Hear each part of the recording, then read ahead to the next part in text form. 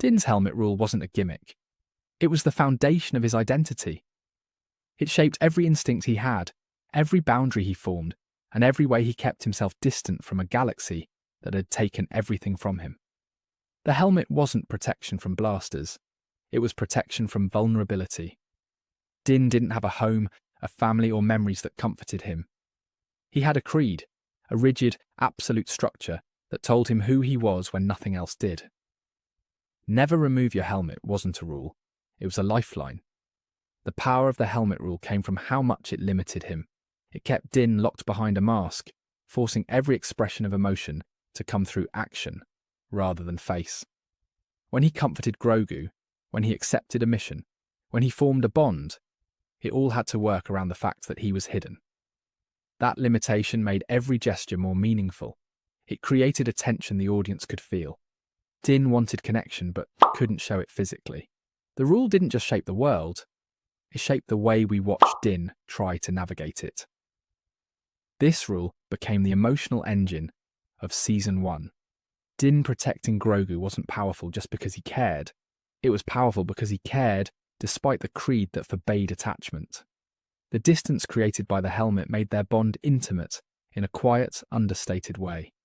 When Grogu touched the helmet, it wasn't a cute moment, it was a spiritual one. When Din held him, it wasn't just affection.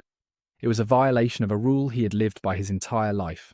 That subtle tension made every episode feel like Din was fighting an internal war that had nothing to do with blasters or armor. The helmet rule also tied him to a larger cultural mystery that the show introduced brilliantly before abandoning it.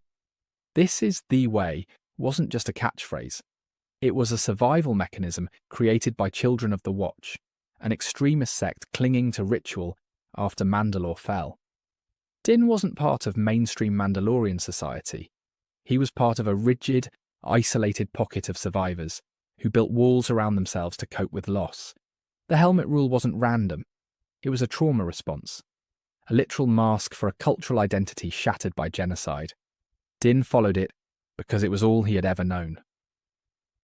The creed explained why Din behaved the way he did.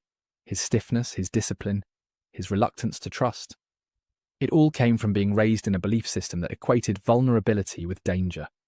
His entire identity was conditioned through ritual. The helmet wasn't just a symbol of Mandalorian pride, it was the reason Din struggled to understand affection, grief, or autonomy.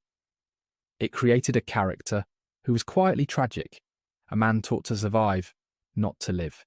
And Season 1 used that tension to build one of the most grounded arcs in modern Star Wars. Breaking the rule forced Din into the most important emotional crossroads of his life.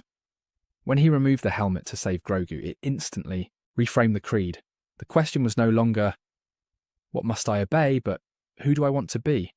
He chose love over doctrine, a choice Mandalorians aren't supposed to make. The moment wasn't about showing his face. It was about breaking a lifelong pattern of emotional suppression. It was the kind of development most shows build entire seasons around. That single act wasn't just character growth, it was rebellion. That moment also carried narrative weight because the rule had been so absolute. Din told droids, soldiers, and even allies that he wouldn't remove his helmet for anyone. He threatened death to protect that privacy. The rule defined his relationships, so when he removed it, the audience knew it wasn't convenient. It was transformative. Breaking the rule meant he was beginning to question his upbringing, his sect, and his own sense of belonging. It wasn't just about Grogu seeing his face. It was Din seeing himself clearly for the first time. The helmet rule was the show's thesis long before the Darksaber, long before Bo-Katan, long before the Mandalorian tribes started merging. The underlying question of the series wasn't who will rule Mandalore. It was who is Din Djarin without the mask. Every time he was forced to choose between the creed and his newfound connections, it pushed him one step closer to personal freedom. The helmet rule wasn't just a plot device. It was the doorway into Din's humanity. Without the rule, Din's arc loses its emotional structure. With the rule, Din is a character defined by tension. Between faith and independence, between past and future, between survival and belonging. The helmet represented everything he had lost and everything he was afraid to gain. It was the most important object in the show because it held the greatest emotional weight. Removing it wasn't about breaking a promise, it was about breaking a cycle. Din's helmet wasn't a cool, aesthetic choice, it was the story. It was the barrier between who he was and who he could become. It was the last piece of the boy found on a battlefield, clinging to a creed because he had nothing else to believe in. For 2 seasons, the helmet rule carried the weight of that journey, and it should have been the catalyst for Din's transformation. Instead, the writing let the rule disappear into convenience, forgetting that without it, Din Djarin stops being a character and becomes just another man in armour. Din's removal of the helmet should have torn his worldview apart. The creed was the only stable truth he had ever known. Instead of exploring that collapse, the show treated his crisis of faith like an inconvenience that needed to be patched with a bath in the living waters. No introspection, no emotional fallout, no tension within the watch. The most important choice in Din's life, choosing Grogu over the creed, was reduced to a chore on a checklist. The emotional weight evaporated the moment the show decided the rule could be fixed instead of confronted. Once the helmet rule became something Din could lose and regain with no lasting consequence, it stopped being a rule at all. The show had spent 2 seasons teaching the audience that this creed was absolute. No exceptions, no compromises, no loopholes. Din said he would die before removing his helmet. The armourer said removal was not permitted. The watch framed it as sacred. But suddenly the creed bent, twisted, and reshaped itself whichever way the plot demanded.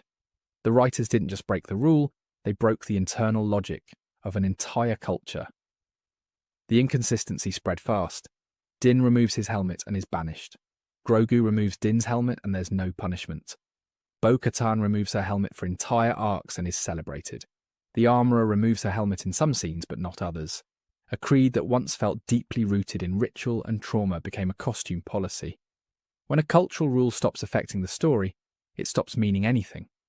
And once that happened, the Children of the Watch stopped being compelling. But the biggest casualty was Din himself. His defining moment, choosing to show Grogu his face, should have launched the next phase of his arc.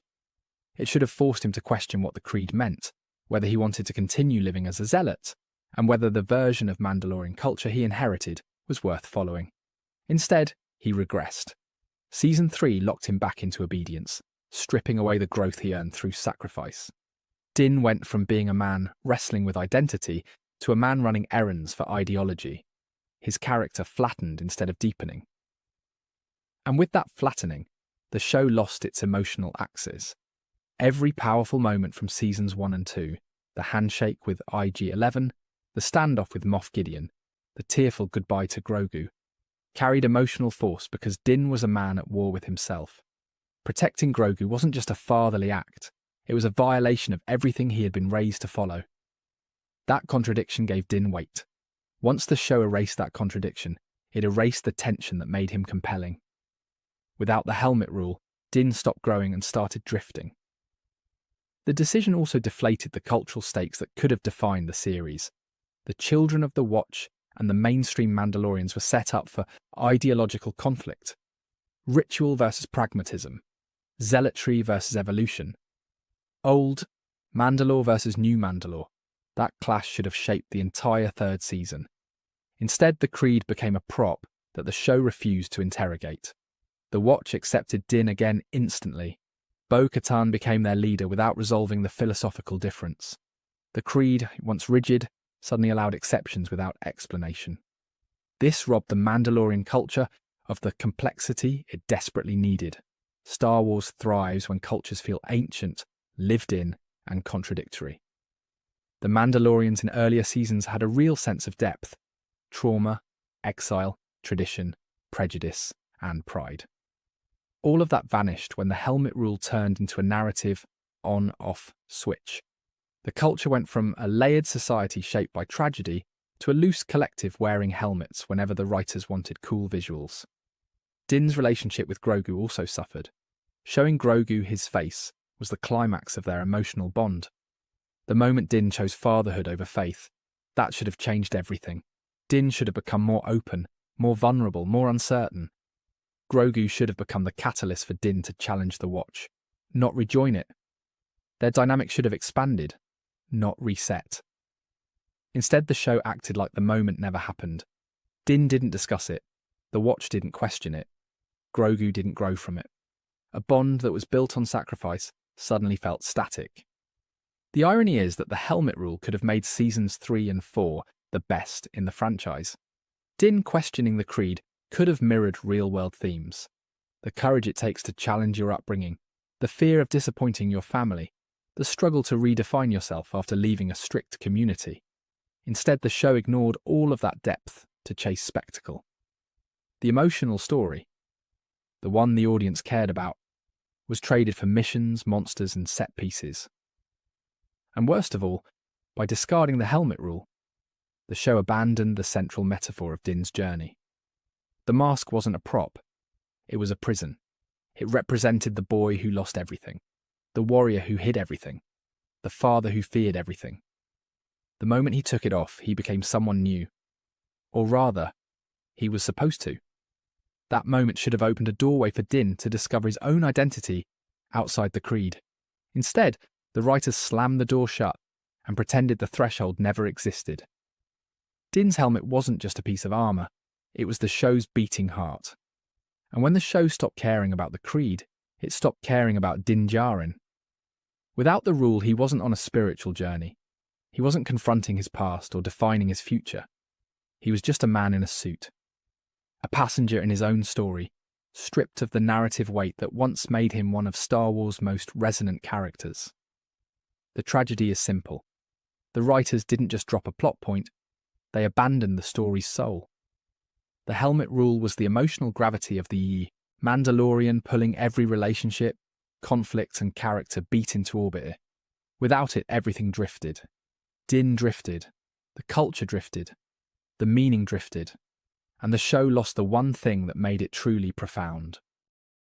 Thank you for watching. Be sure to like, subscribe, and hit that share button. My main channel is Critical Analysis Hub, where I post Star Wars content about the movies. My secondary channel is Critical Analysis Hub Plus, where I focus on the shows of Star Wars. And my third channel is Critical Analysis Hub XP, where I post comic books. Be sure to take a moment and check them out. Thanks, and may the Force be with you.